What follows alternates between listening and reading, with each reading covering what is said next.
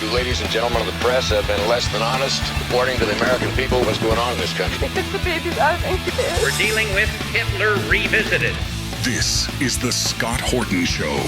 Libertarian foreign policy, mostly. When the president does it, that means that it is not illegal. We're going to take out 7 countries in 5 years. They don't know what the they're doing. Negotiate now. End this war. And now, here's your host, Scott Horton. All right, y'all. Introducing Mike Benz. He is the executive director of the Foundation for Freedom Online. And he has a hell of a YouTube channel where he does a lot of podcasts and talks about things. And you follow him on Twitter. He is Mike Benz, that's with a Z at the end, Cyber on X there. And yeah, welcome to the show. How are you doing? Great, Scott. It's going to be an interesting week ahead. Spooky Halloween. Yeah. All right. Well, we'll get to that in a few minutes. But here's some things to talk about. First of all, let's talk about the new documentary. We don't have to get into the whole thing, but I want to at least give you a chance to plug it. Maybe we can talk about some of the substance of the thing later. And I think you do so many interviews for so many things, you might not even know which documentary I'm referring to, but there's one. I think you're talking about God Complex. Yes, I believe so. Yeah. All about the censorship regime Yes. and how they did that. And you play a great role in that. And that's available for everybody on YouTube, right? No, Yep, free. Yep. okay. So Go ahead. Well, so the film is called God Complex. It's about the censorship industrial complex. I think that was going to be the original name. And then I think Chanel Ryan from OAN mentioned that it's basically a God complex because you effectively, you're giving godlike control over planet Earth when you control the information distribution of news, reporting on scandals, opposition to wars, opposition to government mandates. You are effectively removing, it's not just a government at that point. When you have government control over the speech of the masses, you're effectively playing God. Yeah. And so this is in broad strokes. We're talking about the essentially Matt Taibbi's great work on the Twitter files did a lot to reveal this. And there have been lawsuits and other journalism, including, I guess, Jacob Siegel did a really great report in the Tablet about all of this stuff. And so, but can you give us like sort of a thumbnail sketch of like you do, draw a picture of the web of control? Exactly. So this is a useful framework to understand, not just for the censorship industrial complex, but how whole of society mobilization is done for any foreign policy decision that requires all stakeholder buy-in. For example, if you want to conduct a war, you need not just the government pushing its propaganda, you need the private sector pushing it, you need the nonprofits and foundations flooding the zone with the NGOs, and you need the media bullhorn in the independent media sector. And so the censorship industrial complex is comprised of 4 different institutional components. You have government agencies like the State Department, USAID, the Central Intelligence Agency, the Department of War, the Department of HHS for censorship issues. The Department of Energy will even give grants for misinformation around climate and the like. So that's the government side. On the private sector side, which is the second quadrant, you have the for-profit corporations who usually draft off of what the government is doing for their own personal profit. So in this bucket, you will have hedge funds, private equity funds, multinational corporations.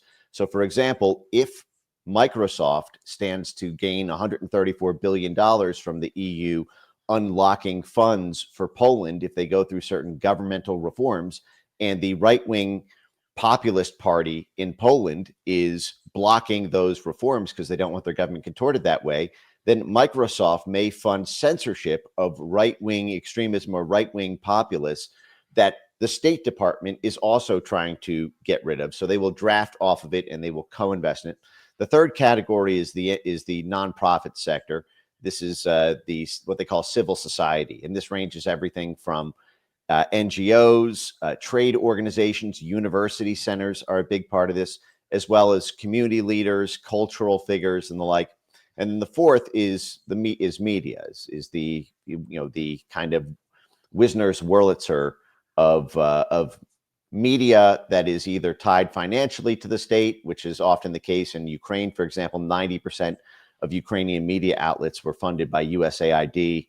I covered how in Moldova, USAID sponsored 110 media outlets just in little old Moldova, population 2.6 million. But even when it's not direct sponsorship, although it frequently is in weird ways. I covered how Reuters, for example, has gotten $300 million in government contracts. And this is, often their premium services. They also have a premium news wire that the government agencies subscribe to and like. But you have not just the funding, you also have access and favors. If we report favorably on the Pentagon will give us access or will leak things to us. We saw this, for example, when Hillary Clinton and the like were plotting who at the New York Times, Maggie Haberman, to leak things to, because they know it will be treated favorably. So you have this symbiosis where you have a government role, a private sector role, a civil society role, and a media role, and they each have levers to pull in order to compensate for each one of their own weaknesses. For example, our government is bound by a First Amendment, so it can't be the one that has the finger on the trigger when it goes boom. So this is why they use a whole of society framework. This is their term, not mine, in order to evade the First Amendment. It's effectively like saying murder is illegal in terms of the government killing speech, but contract killing isn't. If you, for example, engage and sponsor a civil society NGO or the Harvard Misinformation Review or Bellingcat or some outside civil society group, and the government tells them to go after this speech, then you can essentially, do murder for hire, but you can't do murder. And so this is what's being litigated in the courts, and this is the way this whole apparatus has been set up, not just in the United States, but across the transatlantic NATO alliance. Yeah.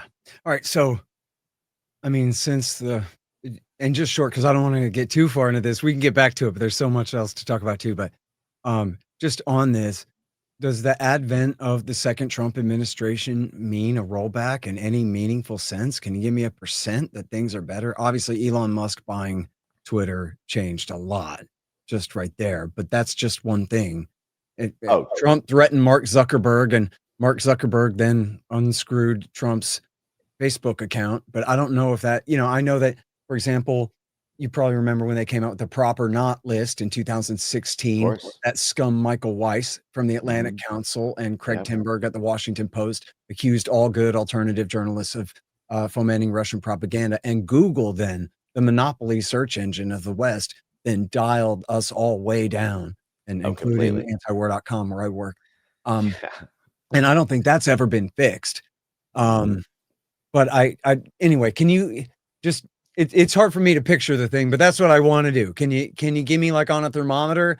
Yeah. Are things any better? They're way, way, way, way, way better in so many ways. Now you have to sort of understand there's three levels to the power struggle that's going on right now in terms of government ability to influence speech. There's the national level, which the Trump admin is nominally in control of. You have the state level in our federalist system. So you have every state gets to set its own laws to the extent that it's not, interfering with, interstate commerce, yada, yada. And then you have the international picture.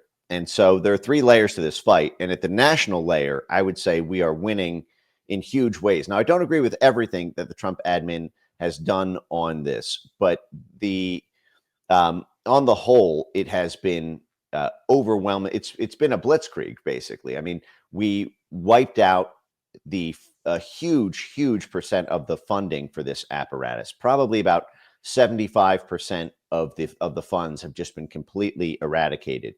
This includes at USAID, which was one of the biggest funders of this. What I call there's two ways that the government can control your speech at the U.S. level. There's what I call the knife and the boomerang. The knife is when they just stab you here directly, and that is the government pays.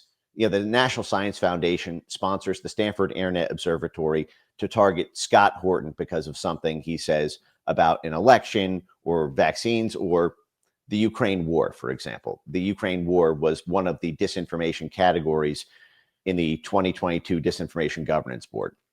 So I would imagine, as someone who's involved in anti-war .com and writes prolific books about this topic, is going to end up on a knifing list for the government to directly do that at home. The other way is what I call the boomerang, which is when the U.S. government sends money out to international NGOs or to London-based firms, and those London-based firms or international NGOs have a broad purview to operate both abroad and at home, and they simply take their domestic operation to target people at home.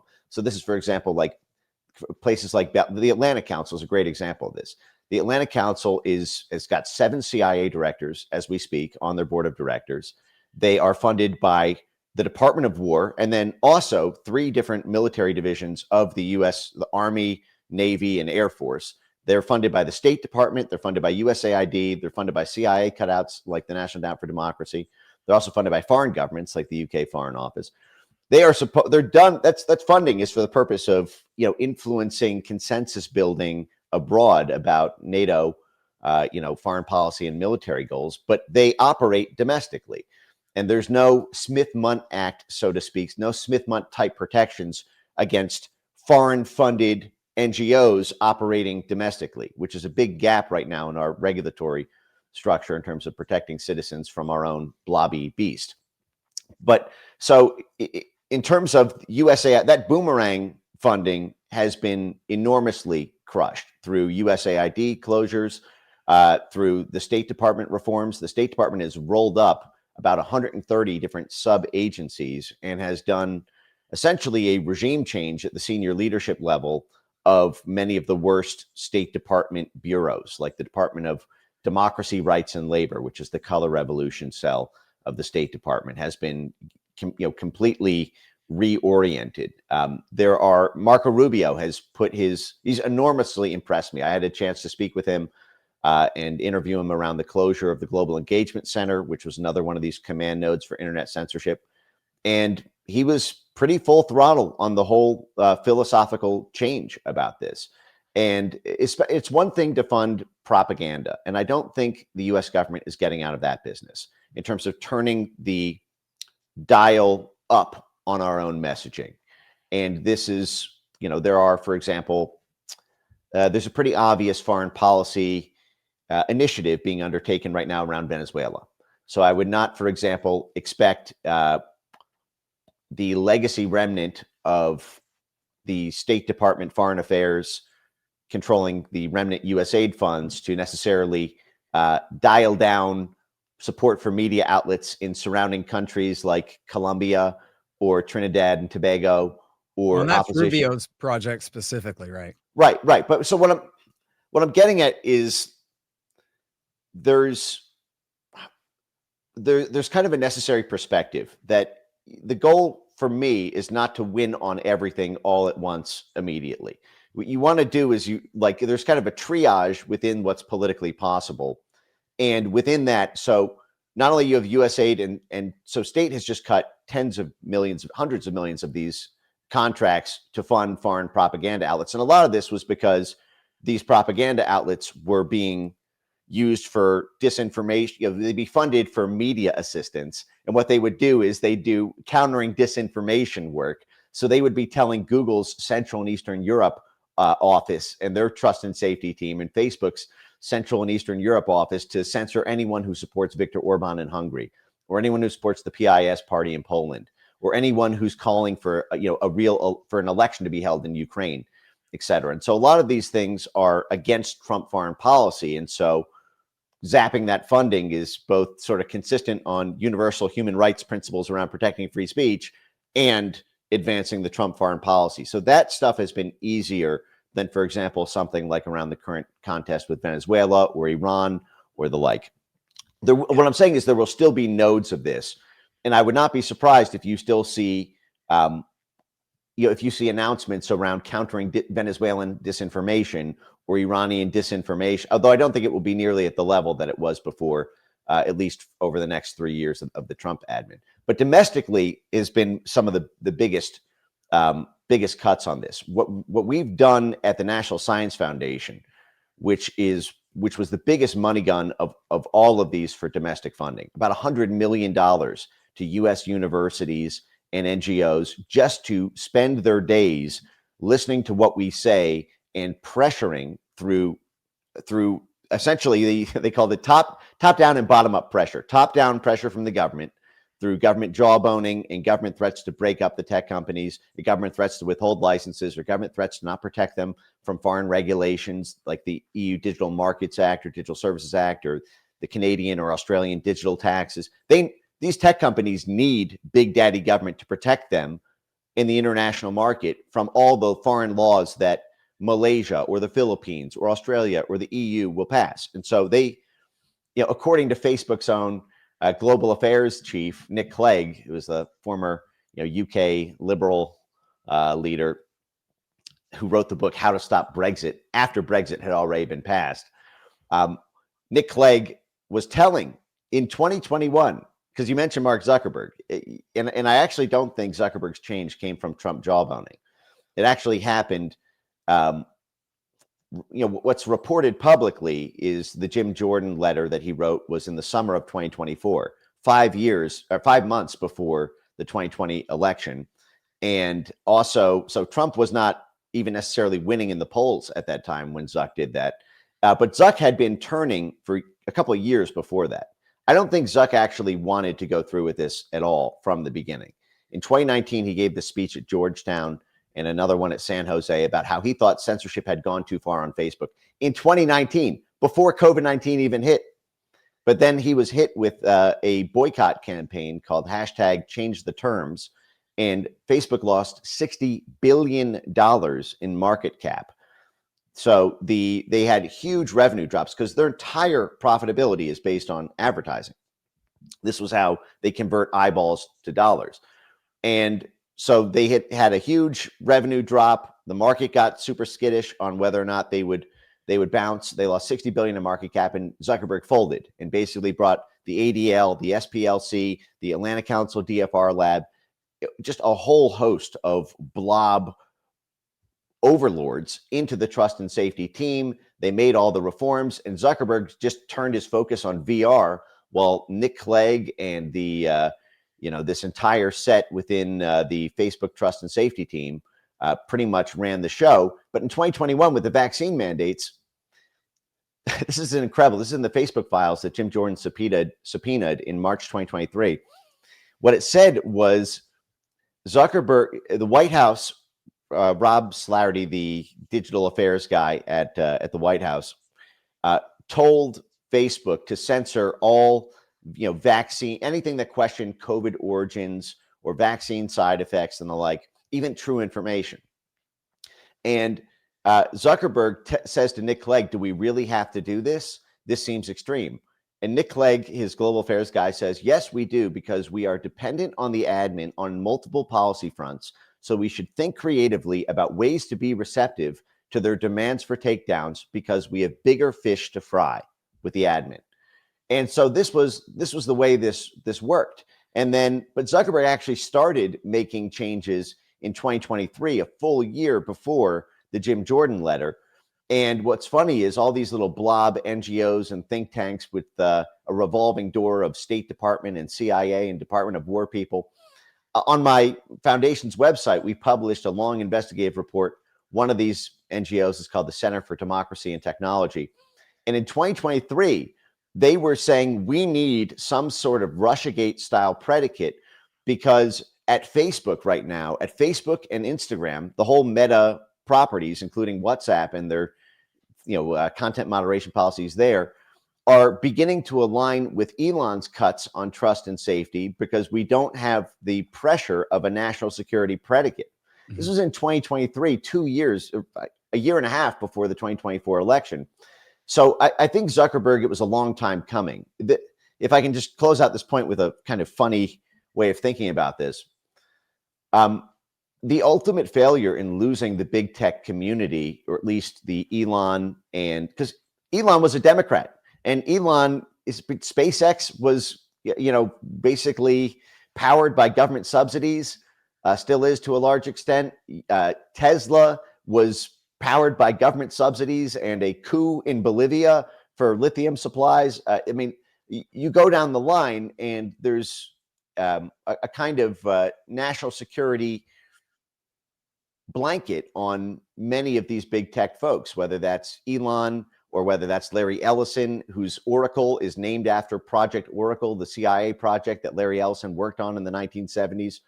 The CIA was the first customer of Oracle in 1979. The CIA was the first customer of Palantir, which is Peter Thiel's a big part of his net worth. But ultimately, kind of the crazy part about how the Democrats lost big tech was an insufficient amount of crony capitalism. The whole thing is you're supposed to be, if you're going to be completely devilish to your enemies, cronyism works by being good to your friends. But the Democrats just kept milking the big tech companies for more and more and more, even after they got everything they wanted in terms of censoring the 2020 election. And so what you got was a kind of exasperation from Mark Zuckerberg. I did everything I could. I bent over backwards. I didn't want to do it. I thought there would be some reward at the end. I thought you would protect me from Europe. I thought that you would protect me from, my data monopoly. I thought you would protect my advertising revenues. Instead, you're continuing to force me to do everything you say in order to get the next delivery of government favors, and those favors never come. And I think this is part of what played into Google. Although Google, unlike because Jack Dorsey just endorsed Thomas Massie for president. Jack Dorsey was a libertarian. Jack Dorsey said him censoring Donald Trump and taking him off Twitter was, quote, a business decision because of the advertising pressure on Twitter to take him out. And this is tied into the government pressure because all of the big ad companies are dependent on government contracts. Places like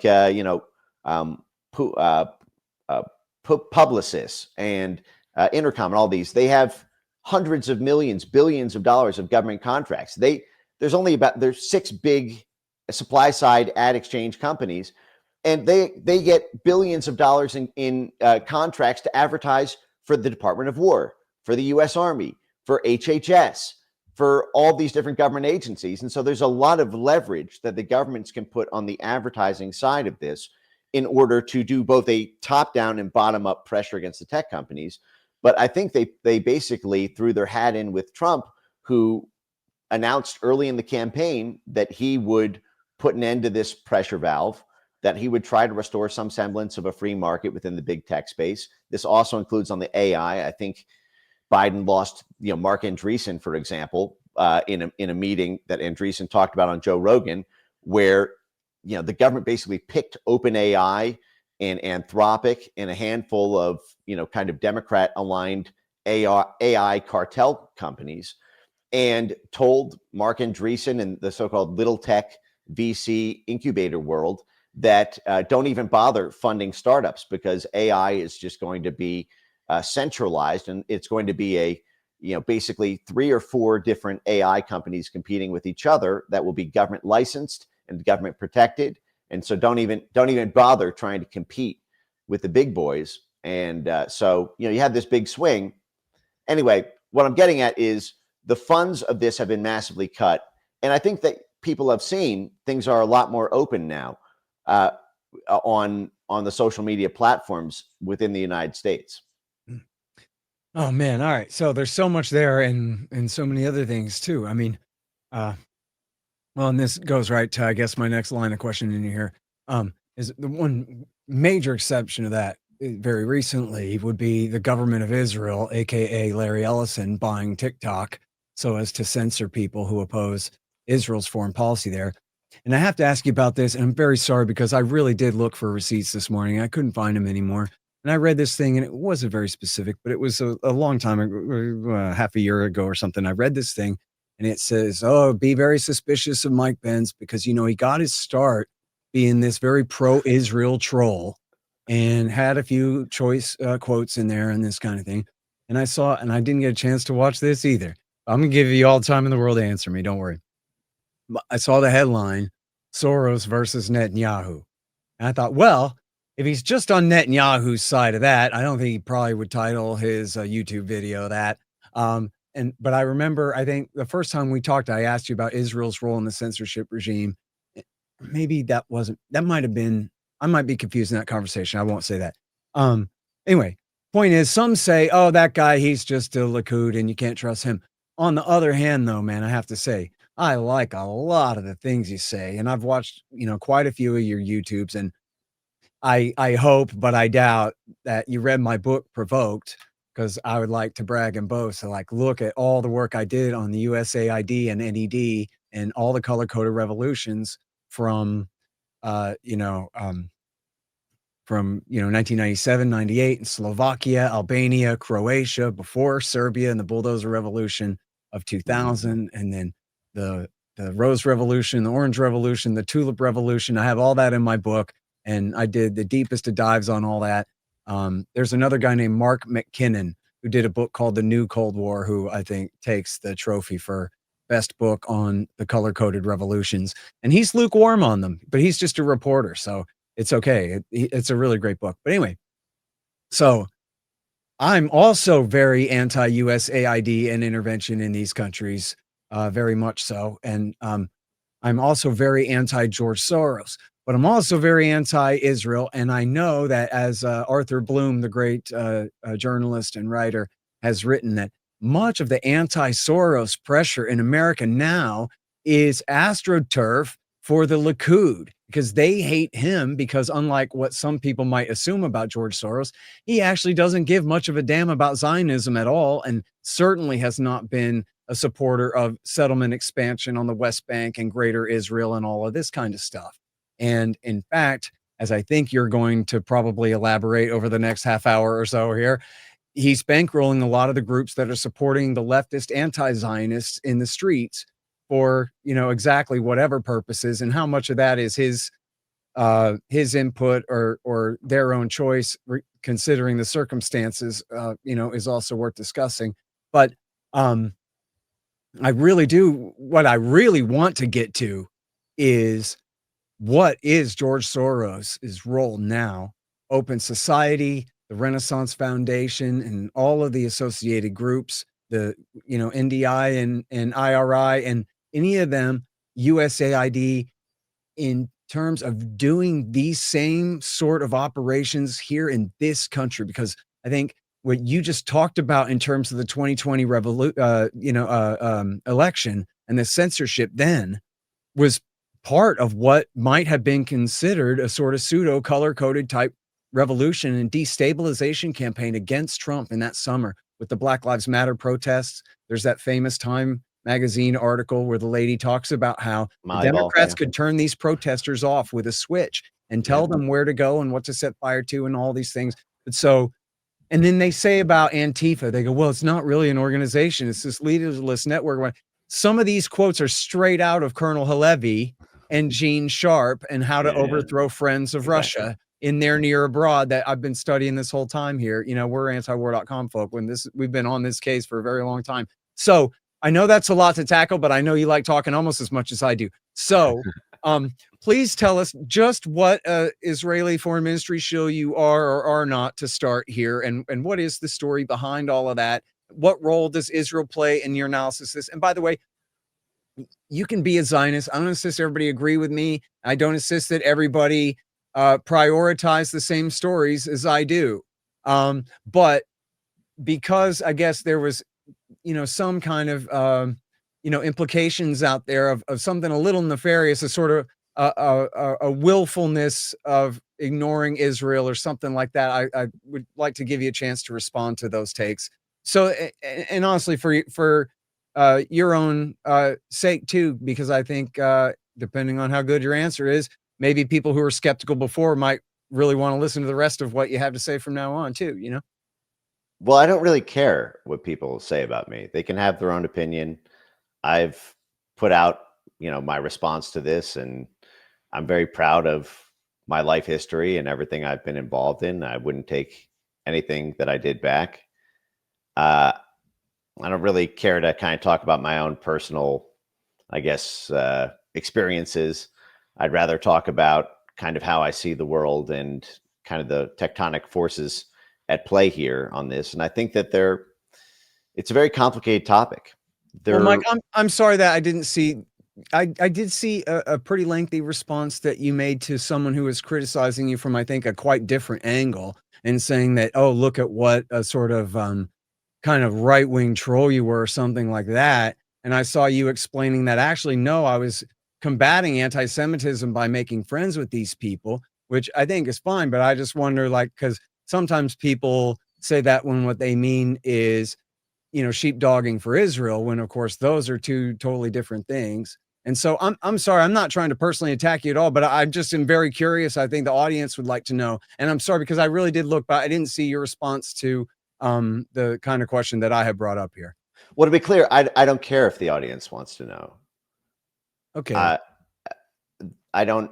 Well, I mean, I'm asking in good faith. You know what I mean? I'm No, not. right, but I guess there's like a cross-examination that I really don't care to get into about my own personal stuff. I'm here to talk about, I guess, policy and geopolitical analysis, and there's a lot on that. But I don't feel like giving you an exclusive on my life history. Do you know what I mean? I'm sorry. I'm not asking about your personal life in any way. I'm asking about like your professional life as an online critic. Well, you're asking me to respond to trolls. Like you're asking me to like respond to online chatter about me. No. I'm sorry. And you're saying that you think it would be good for my credibility, and I'm telling you, I don't care about that. No, but I lead with receipts. I didn't mean it like everything that I talk about is there's a receipt on screen.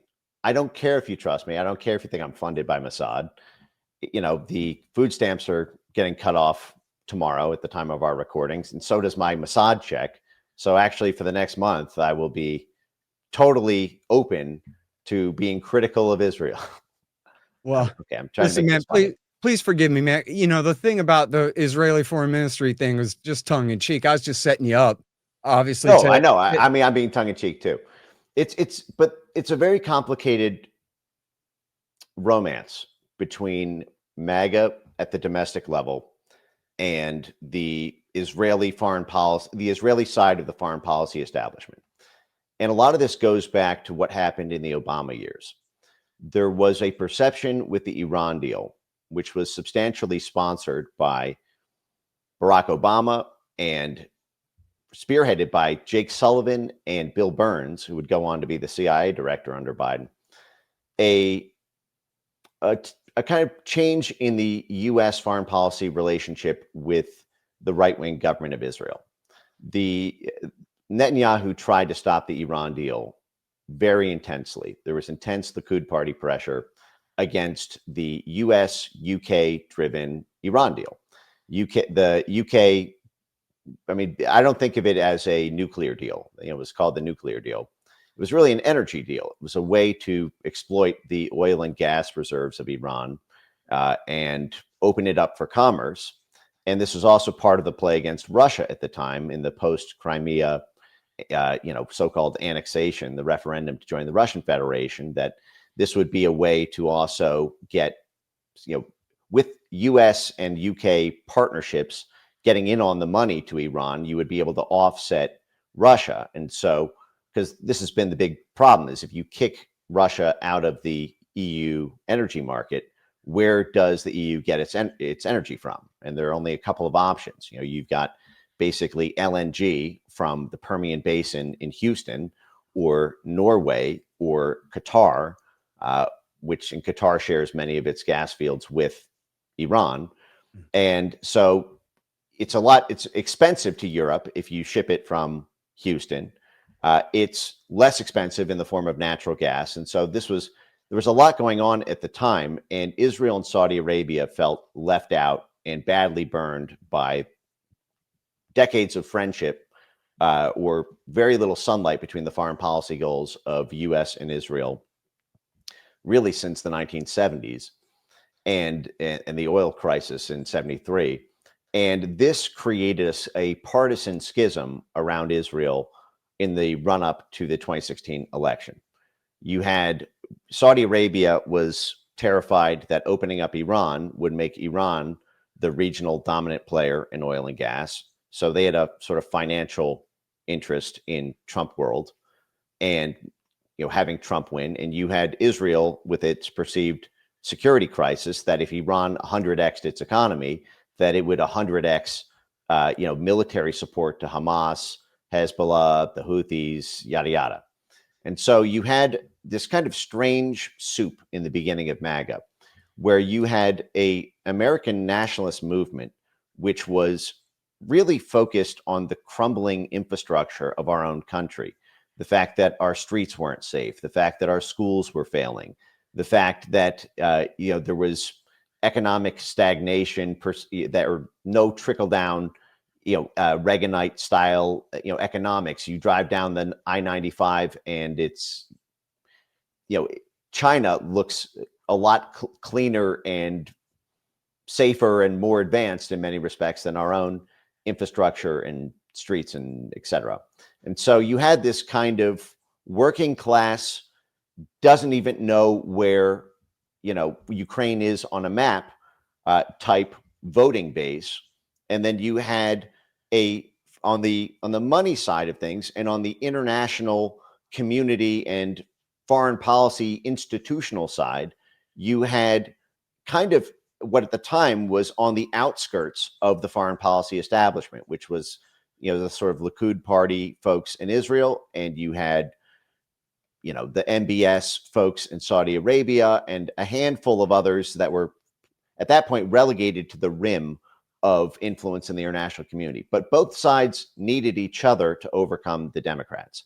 You had if you didn't have the money and the institutional clout of some aspect of the foreign policy establishment and the media organs that flow from that, the NGO organs that flow from that, just the sheer financial capital that comes from that, then you would not be able to arm the voters with the megaphones and the influence nodes to win an election.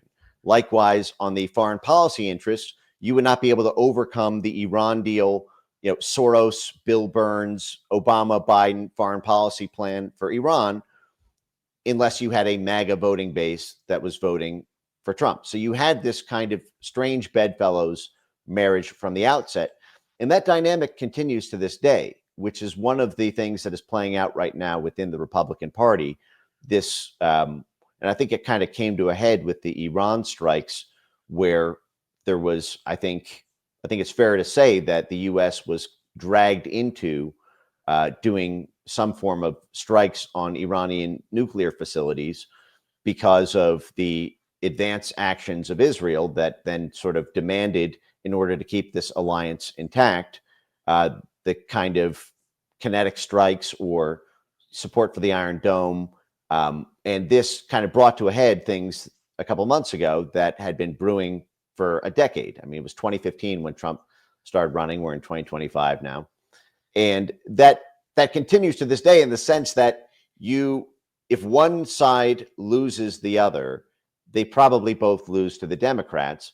And this is kind of, you mentioned like Larry Ellison in this. This is one of the things that makes it difficult for people like me to try to deal with the digital ID issue. Like, this is something that is very terrifying. We have seen digital ID as a literal USAID project to control the internal politics of Ukraine through the DIA app. This is a digital ID.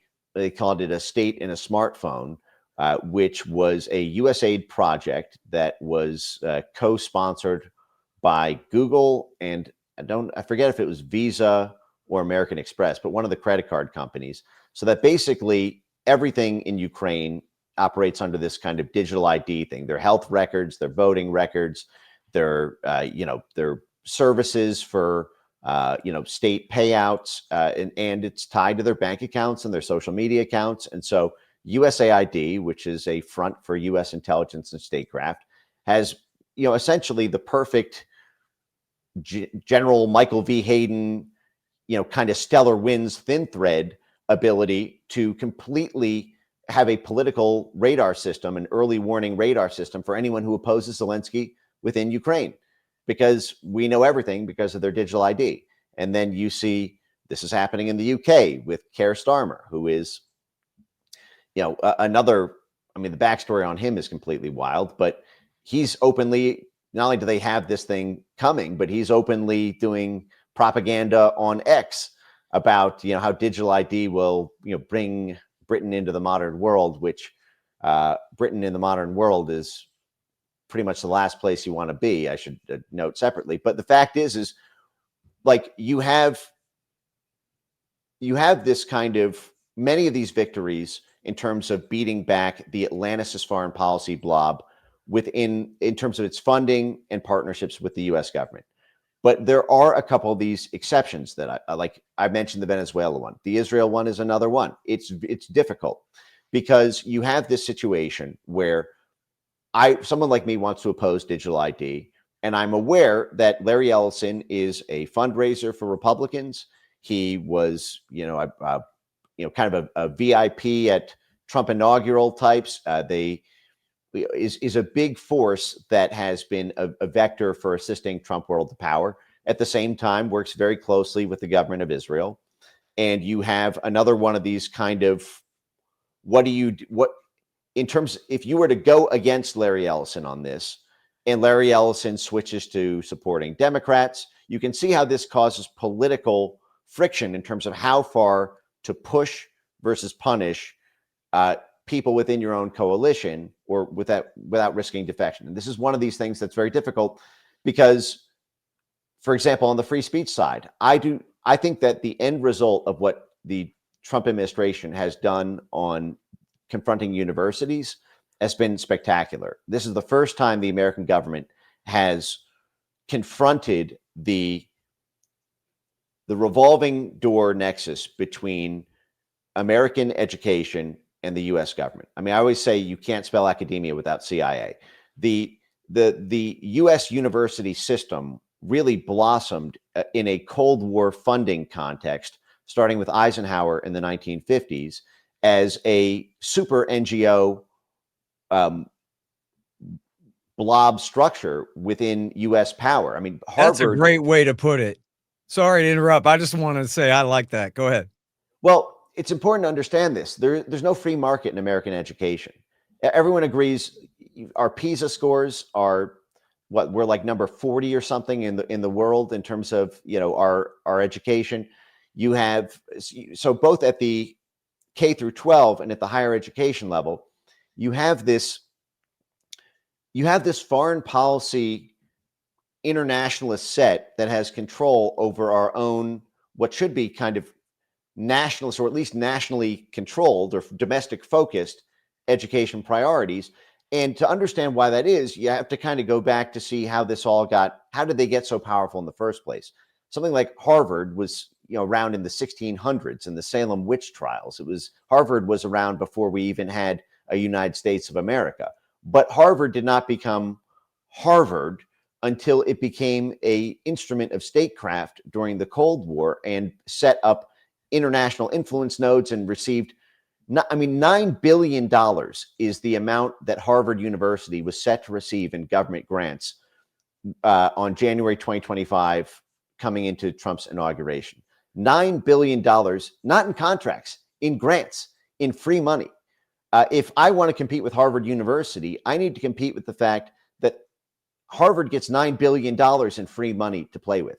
And not only that, the head of the Harvard endowment is Penny Pritzker, who gave Barack Obama his political start in Chicago, one of the earliest backers of Barack Obama during his run as senator. And Penny Pritzker was also not only made the Secretary of Commerce under I believe the Obama administration, but she was made the special envoy for Ukraine reconstruction during the Biden administration while she was the head of the Harvard endowment, a $56 billion pot of hedge fund money that can swing markets, that can put enormous coercive pressure on civil society institutions and market players in order to, coerce governments internationally to be able to speculate on currencies, to be able to, make or break markets.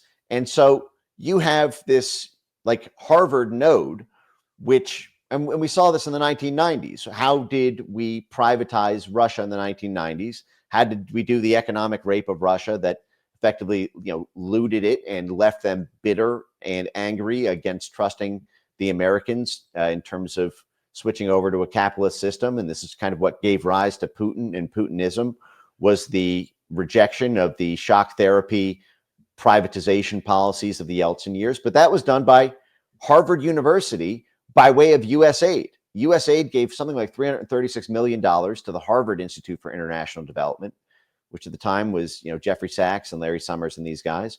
And they worked with Anatoly Chubais, the sort of oligarch regulator in Russia, and who benefited from a 90% drop in Russia's stock market and the turnover of over $1 trillion of Soviet Union publicly held wealth onto the private market.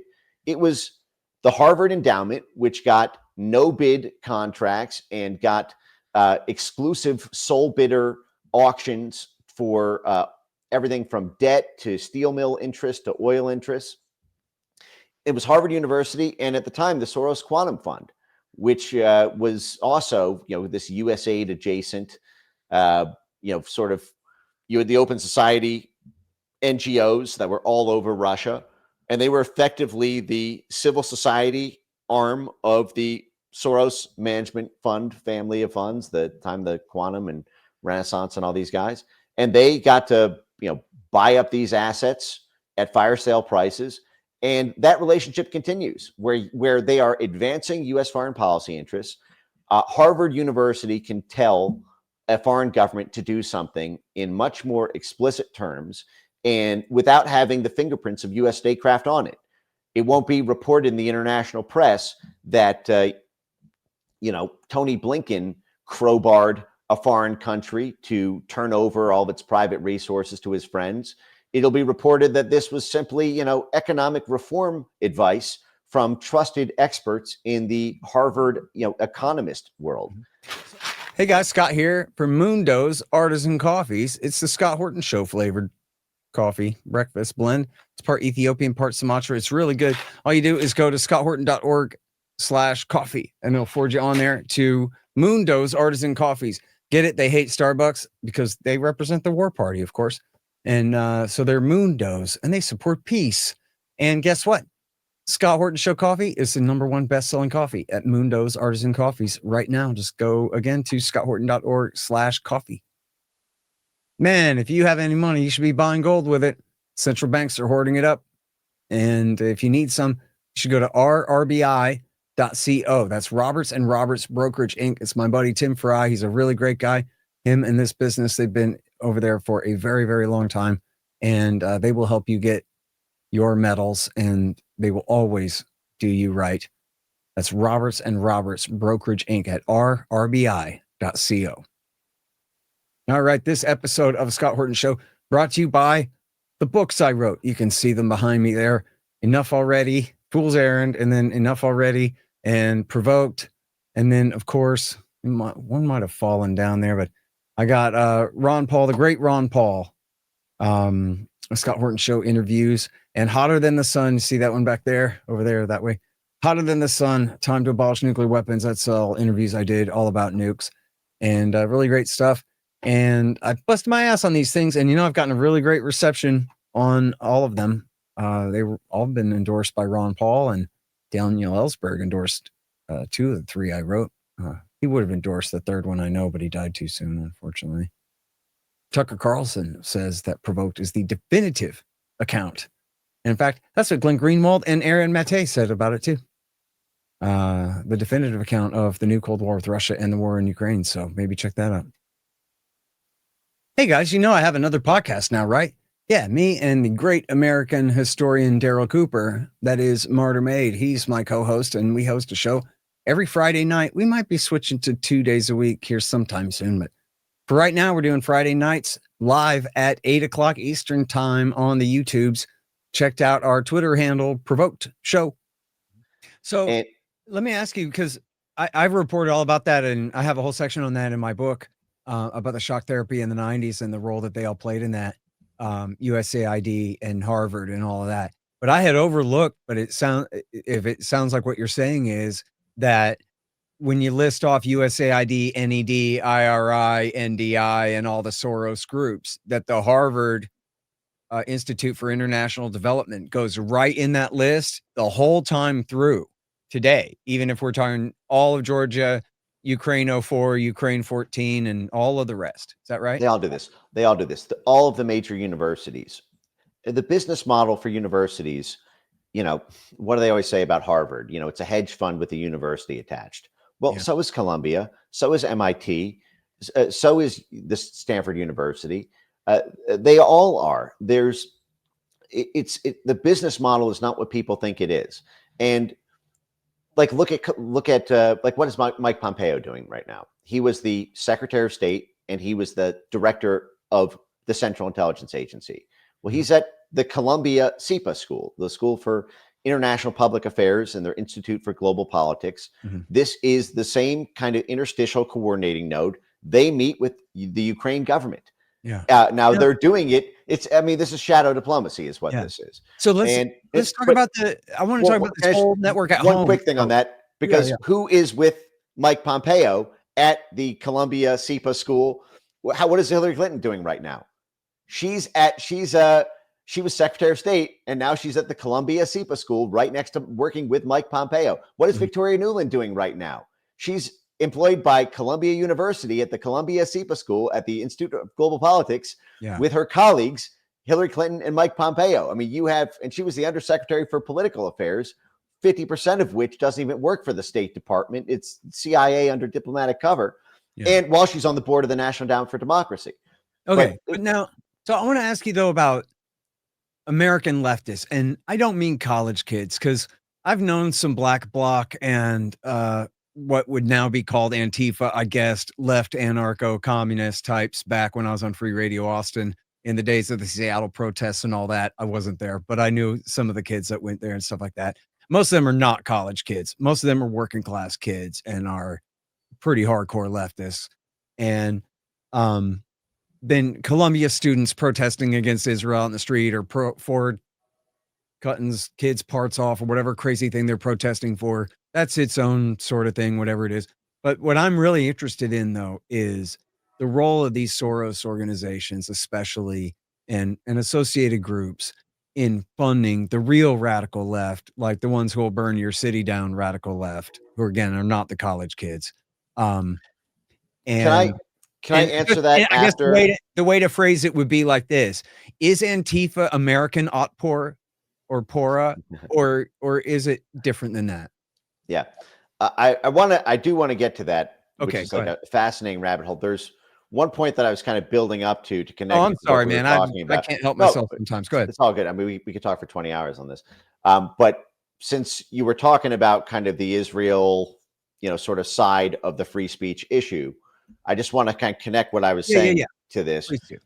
And I hope this is helpful for any folks within the kind of MAGA foreign policy world to hear this, and also just on the domestic side, because we're negotiating what we're going to do with the Department of Education. And right now, Trump has something called the Compact for Higher Education, which is a really interesting, innovative kind of first of its class attempt to set ground rules for access to federal funding for the universities, because this has been untouched since the Cold War, this relationship between free government money and subsidized shadow diplomacy universities.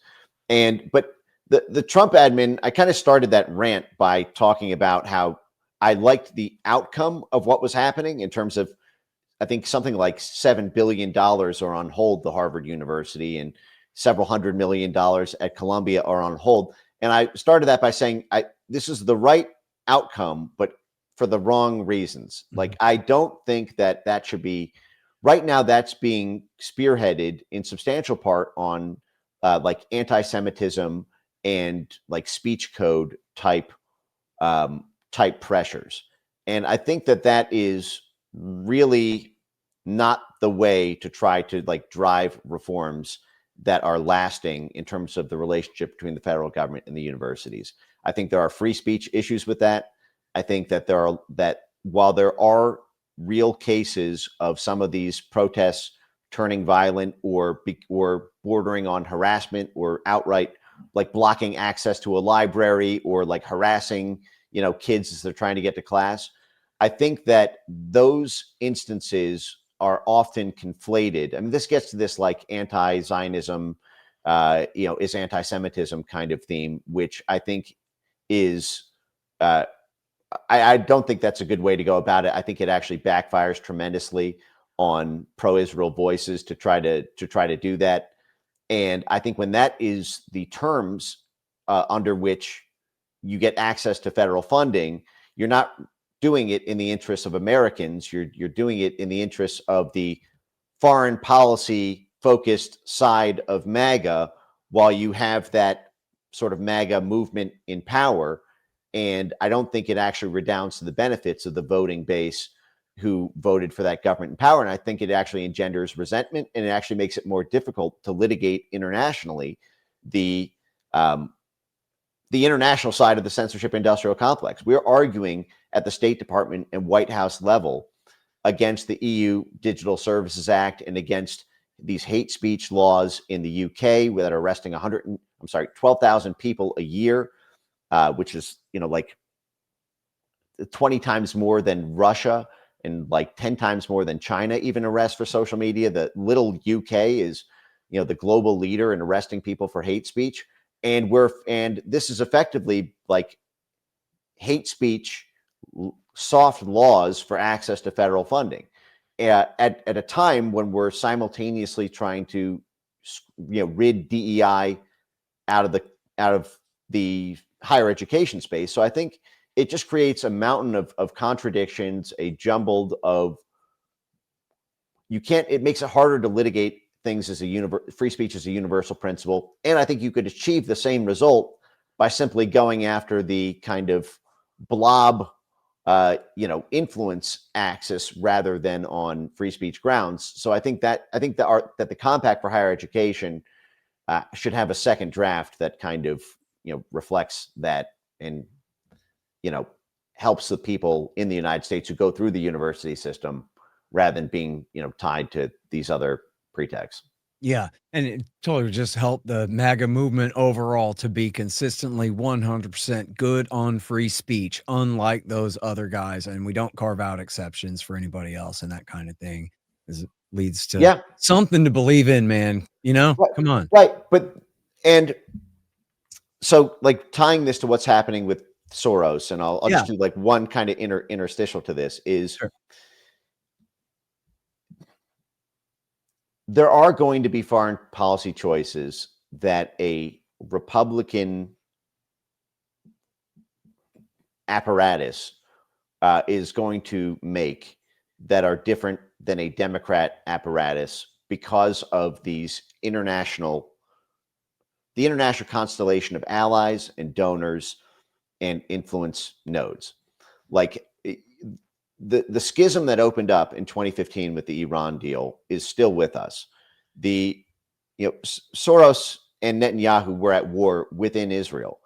Netanyahu has basically kicked Soros out of Israel. He accused Soros of fomenting Black Israeli, Ethiopian. When Israel imported Ethiopians, Netanyahu, there was a series of protests and riots that were carried out by the Ethiopians within Israel. And this is shortly after the Iran deal. And Netanyahu accused Soros of fomenting basically BLM style Black riots within Israel to try to destabilize the Netanyahu government, who was opposing the Soros economic reform of the Middle East. And it's important to understand that there are economic interests in this as well. Obviously, Jared Kushner, through the Abraham Accords, kind of consolidated this Israeli-Saudi Arabia economic alliance structure that was forming as a kind of necessary enemy of my enemy is my friend between Israel and Saudi Arabia, with their mutual opposition to the Iran deal. But you also have Soros, the Soros Management Fund, which invests in the companies that profit from the Iran deal. Now, that plays out at home as well. Soros is a complicated figure in terms of the ideology, and I don't see him as a particularly ideological guy. He's, he sort of fashions himself a philosopher of sorts, but I don't think it's particularly right wing, left wing. He worked very actively with center left Bill Clinton type, right? Yeah. But he'll work He with was an John McCain. anti-communist back in the days of communism and is an Completely. anti-Russian now. Yeah. Completely. But he will back a left-wing socialist party if it helps the Soros Management Fund in terms of energy. I mean, this happened in Brazil. The Obama administration and the Soros Foundation teamed up. I'm sorry, the Biden administration and the Soros Foundation teamed up to back Lula against Bolsonaro in Brazil for the 2022 election. I've covered this, tens of millions of USA dollars, NED grants, the works to set up this censorship industrial complex within Brazil, including Moraes, the Lord Voldemort judge, directly working with USAID and a whole web of USAID funded disinformation contractors. Even the U.S. Embassy in Brasilia was working with the Brazilian TSE censorship court on this, and even funding direct grants to the exact trusted flaggers within that Brazil censorship court. But what Soros did in that case was he had invested in all of these Brazilian clean energy alternatives. There was there's a lot of Brazil is a very bountiful place, between the Amazon and its very large oil reserves and the like, and also it's 200 million person market, and it Lula day one instituted these energy mandates that forced companies off of diesel fuel and into clean, like ethanol-based diesel replacements. And it just so happened that George Soros took these massive long positions in these ethanol fuel replacements in the run-up to the 2022 election, while his Open Society Foundation is on the ground tilting the election towards the candidate who will mandate people buy products from those companies. Yeah. So this is the Soros business model. It was the Soros business model in the 1980s when he was helping. Let me stop you there for just 1 second, because no, this is totally right. But we're talking about the United States of America. So now when I look at 2020, I want to refer again to this Time Magazine article. A lot of people are familiar with it. Molly Ball wrote this thing where she says how we saved the election from the evil people who were trying to steal it. Yeah. And people might remember they had run posts in the Atlantic and in the Washington Post saying that if Trump wins in a landslide, fine, but any other circumstance, they're going to fight, and they would even threaten to have the far western states secede from the union or recall their election. Cascadia. All these things. Yeah, they were preparing for some color-coded refusal to accept the election results a la Orange Revolution 04 template. Big time right there. But then, so I replay my memory of that summer and all the Black Lives Matter riots and all that. And there's this most important part of that article. And I remember honestly being surprised by the secret deal between the Chamber of Commerce and the AFL-CIO. No, see, now that part I buy, because I don't know if you've ever read about this. There's this great historian. He was a sort of post-Marxist named Gabriel Kolko, who wrote this book called The Triumph of Conservatism. And it's about how progressivism was always a right-wing plot, and basically from his point of view to usurp true Marxist revolutionaries and tame them, which is, essentially right. That the right wing in power traditionally has needed to control the left so that they're not too bad. And you know what I mean? Nobody wants to get their entire thing burned down. So, but then, and this includes like in the 60s, some of the very radical leftists were backed by very wealthy people. I know that that's true from some of that old, John Birch history stuff that I had read from when I was younger and all of that. But then again, like I say, when I knew some of these black bloc kids, they were not college kids. They were working class kids, and they weren't getting bankrolled by anybody, certainly not George Soros. There's no central command for whatever ridiculous, little commie subcult that they were a part of. There's a million little branches of the leftists out there or whatever. But then the part of that article that was so intriguing to me was about how, you notice not many leftists, maybe a few in disguise, but otherwise the leftists didn't show up on January 6th. Why not? Because they got a text messages telling them not to come. You're not invited to this one. And that they were talking about during the summer in the riots, they were able to turn the protests and the riots off with a text message and tell which groups how to activate where and when. And then I'm looking at Antifa, and the more I'm reading about Otpor and Pora and all these other copycat, basically the clones of Otpor from Serbia 2000 spread throughout in these color-coded revolutions. I'm looking at a lot of this template here being practiced in the United States of America, especially in 2020 there. And then, but so it's a vague sketch overlying it to me. And so I'm just wondering, like, how well you can really flesh that out. Is that really what happened in 2020? Is that comparable to a real color-coded revolution? I know you covered the ridiculous No Kings, top-down AstroTurf attempt a couple of weeks ago to hold these big protests that went nowhere, and all they could do was turn out, a bunch of old ladies from Facebook, right? It's exactly what happened, and it's still those networks are still here today and trying to find a spark to ignite. It's what their whole strategy relies on. They're terrified. The sands have shifted, and they may not be able to win elections in the near future with some of the. I mean, they lost the popular vote.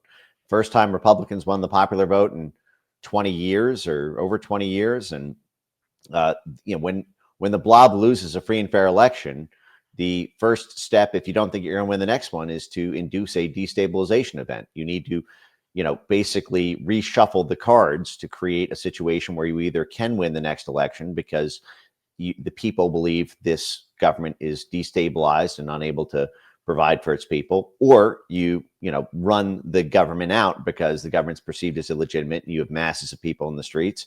And you put the government on the horns of a dilemma where they either need to mow down thousands of protesters or, forfeit their own federal property and, flee in a helicopter. And that is the ultimate goal of these networks, to induce one of those two things. I think that we are going to potentially experience something. I mean, the stage is set right now with EBT. The food stamp program potentially drying up funds on November 1st, and a set of protests scheduled for November 5th. There's a saying that society is always 7 meals away from collapse. I did about 10 hours of private streams for my ex-subscribers on how the blob uses hunger and starvation for protests and riots in color revolutions this week, because I am very concerned about how the food stamps, like the reason the No Kings protests failed to do anything or failed to create a sufficient show of force to really destabilize the Trump government, is because it's all 60-year-old white liberals who have zero risk tolerance for doing dirty deeds. Or in other words, it's a few weeks too early. Right, and there's no spark. The blob is not good at creating a spark. What they're it's almost like Thiel's 0 to 1. It's a very different task to go from 0 to 1 than to go from 1 to 100. It's not very good at straight astroturfing something out of nothing, but it's very good at giving money and pouring gasoline on something that already has a spark. Mm-hmm. That helps at any number of levels. I mean, you can it's comical when you watch, so the main Soros group that does this at home is a group called Indivisible. They've been around, since the beginning of Trumpism. It's, run by these two kids, and it's always young people they put as, front people for this, just like an Otpor. It was these scrappy young people and students, and they look like it makes it look like it's organic. And, so when you see all these young people in the streets, it's like, by the kids, for the kids. And of course, these kids have very high risk tolerance. They are, much more prone to confront police or take over a federal building or burn down a police precinct or throw a Molotov cocktail in a police car than, a 60-year-old with bad knees and a mortgage to finish paying off. And so they have they have less to lose and a lot more to gain, because oftentimes these foot soldiers will take up posts in a new government, or will be, promoted within the leadership of the new government through an NGO they found that they'll be rewarded for with government grants to and the like.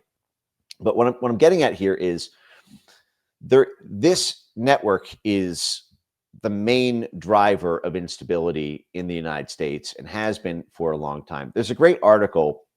If you pull it up, it's by Notus, Notus, and they're kind of this leftist adjacent, foreign policy oriented, blog/reporting website. But they did this article over the summer about what a mistake it was for Trump to get rid of USAID. And so if you just type in Notice Trump USAID, you'll see this. And what the article did is it interviewed a bunch of fired USAID employees who said, you should have, it's a big mistake to fire us because our job is professionally overthrowing governments. And we have the knowledge, the skill set, the Rolodex of contacts, the networks, the training to overthrow governments. It's all we do all day. And you've just released tens of thousands of us into your own system. You should have just kept paying us and had us play solitaire on USAID computers. Instead, we've got nothing to do and every tool in the world to use these same techniques, tactics, networks to run that playbook at home. But make no mistake, this didn't start in the summer of 2024. Right. You mentioned the Molly Ball Time magazine article, Mhm. and that there was something before that called the Transition Integrity Project, which was just an incredible anecdote in American history. And if the law were applied evenly, every person involved in this would be under arrest for the same crimes that they rolled up 19 Trump allies around in terms of the alternate electors plot. Actually, Arctic Frost involved that as well. So by this logic, the FBI should be spying on every one of these people's phones and secretly subpoenaing their text messages and call logs from AT&T while putting a gag order on AT&T to not tell them we're spying on them. But that aside, the Transition Integrity Project was a project started in the summer of 2020 at a time when they were afraid that Trump might win the 2020 election and would almost certainly win the 2020 election on election night. At the time, the mass mail-in ballot change started really in March 2020 with the HHS and the declaration of COVID as this pandemic, and we can't be next to each other at the voting booths, and so we need to have these mass mail-in ballots and no signature requirements, and they can count him after election day and etc. And it was the first time our country has ever run an election that way. It was something that even during the Civil War, Abraham Lincoln, and his folks were talking about the problems of mail-in ballots. I mean, nobody has trusted mail-in ballots, and we were all told that we were supposed to. And by the math of the Republican-Democrat split over the use of mail-in ballots, there was the perception that the only way Biden might win would be in what they called a red mirage blue shift event. The red mirage being that Trump would win on election night, but that would really be a mirage because there would be a blue shift in the following days as these mass mail-in ballots poured in and they were counted and would tilt the election towards Joe Biden. And so one of the things that's really important in both color revolution, tactics, strategy, planning, as well as in counterinsurgency, is control over perceptions of legitimacy of a government. This is a really, really important linchpin strategic North Star. For example, if you read Michael McFaul, who was the U.S. ambassador to Russia under Obama, he now runs the Freeman Spogli Center at Stanford University and was essentially the boss over the Stanford Internet Observatory and the Stanford Cyber Policy Center and this whole censorship network and Russian influence network there.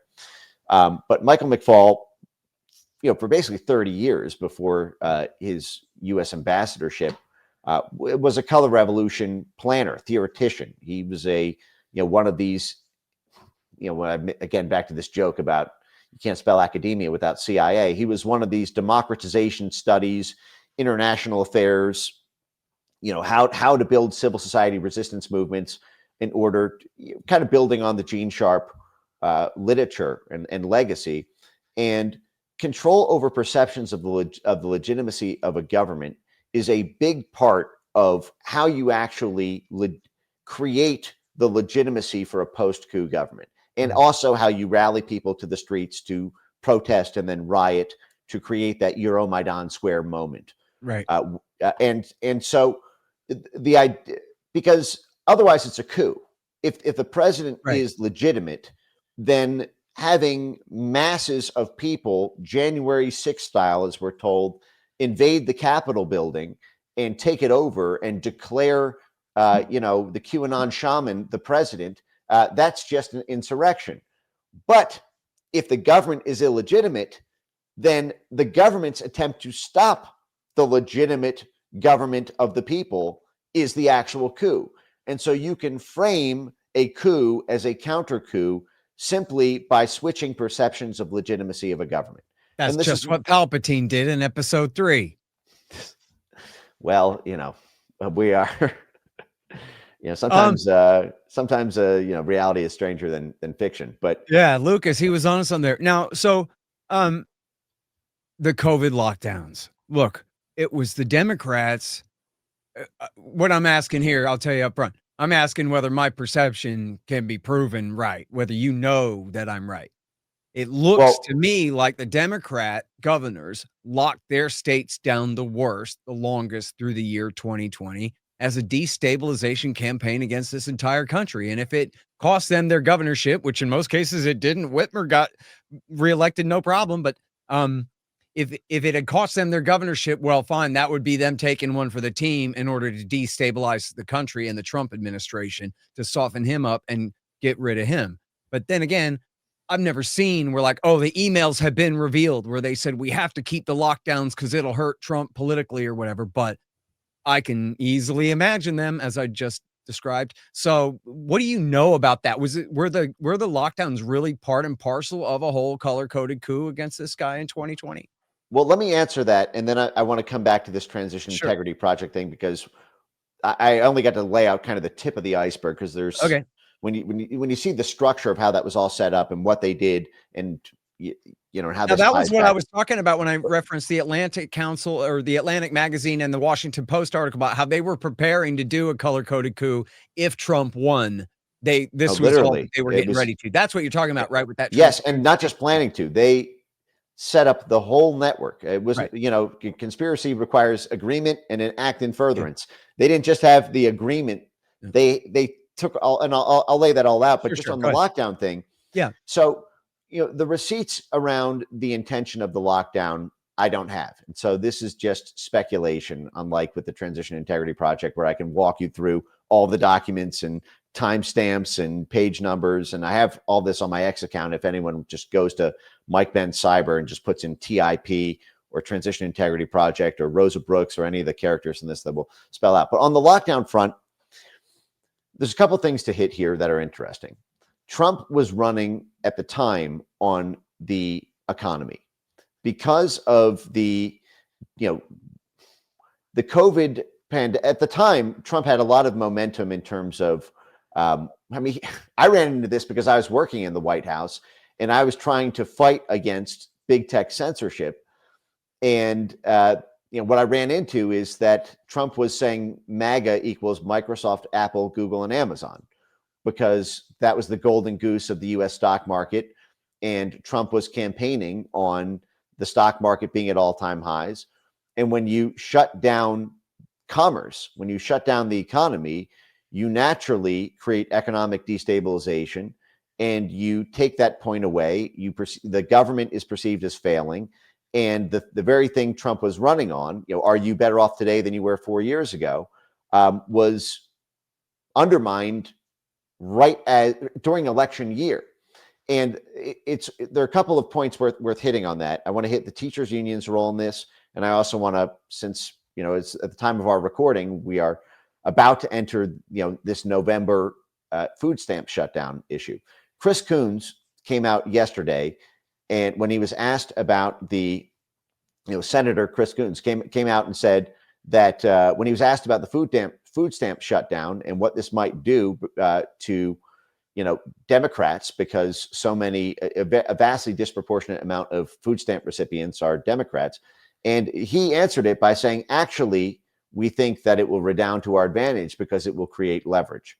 So this is a Democrat coming out and saying that the financial and economic destabilization of Democrat voters will actually create leverage for the Democrat Party. And I think this is because this will give rise to potentially protests and food riots. And there's a huge. And then somebody kicked him in the shin under the table for saying that out loud, right? You're right. But you have to understand this. There's a body of literature underneath this. And I went over this on these private lectures this week, and I'll be posting clips on that to my main account. But if you look at USAID, for example, has something called the Food for Peace program, and has funds a web of these CIA pass-through type entities, and the National Endowment for Democracy and the U.S. Institute of Peace, and all of these groups that have done, they've something like 180 research studies over 60 organizations. USAID published this grand synthesis of the role of food instability in color revolution and government destabilization work, and showed like 178% increase in propensity to take to the streets if there's food deprivation. And what they say is that typically you can't create the spark, or typically food instability, lack of access to food, is not something that in and of itself makes people revolt against their government, but it can serve as the straw that breaks the camel's back, and it can create a spark that allows all the other grievances to build on top of. It can create that kind of, George Floyd moment where everybody else who hates Trump or has a problem with it is emboldened to take to the streets and add, to the anger of what started off as food protests.